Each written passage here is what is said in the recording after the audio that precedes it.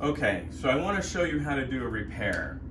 And today I'll do this demonstration very simply. This is our standard 102 pattern. It's the most popular pattern that we have. And if I drop something on the deck and chip it, or there's an accident or a hurricane and I need to repair the deck, what I want to do is take a router and I want to route only to the bottom of the non-skid pattern itself. Everything else I want smooth, and I have to build up just to the bottom of the non-skid pattern, because all I'm doing is adding the non-skid pattern itself. So when I do that, I'm going to show you this. This is my female pattern. This is the male deck.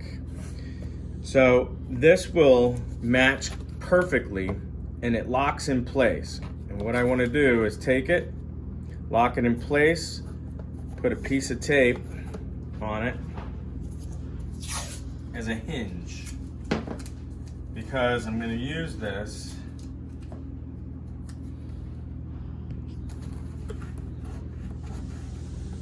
so that I can flip it back.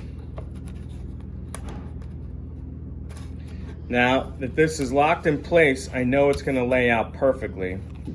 I pull this back, and what I want to do is I want to use what's called a number 4 Ford cup. And this is to measure viscosity of my gel coat.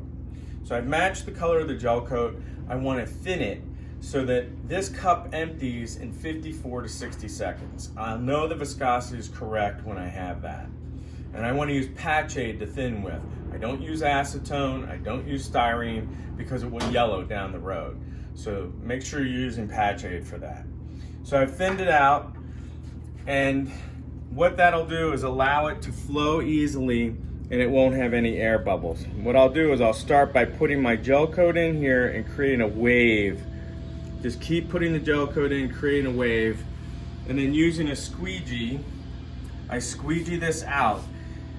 Now, I failed to mention in the very beginning of this, the first thing I'm going to do is wax the whole thing before I even use my router to create my spot. And I'm going to do a round circle. I'm not going to use a diamond shape. I'm not going to use a square. I want it to be round, because that will hide the repair. You make sure you wax everything first. Most important, wax everything first. Then grind this so that the gel coat only adheres in that area when you're done, and any leftovers will blow off or clean up easily. And a nice little trick is I usually keep a little piece of Formica around, and the Formica fits in between these lands, so afterwards it cleans it up. It gets rid of the excess gel coat, and you should have a seamless repair. So if you have any questions and you want to know more, give us a shout or go to our website, gibcoflexmold.com, and we're here to help.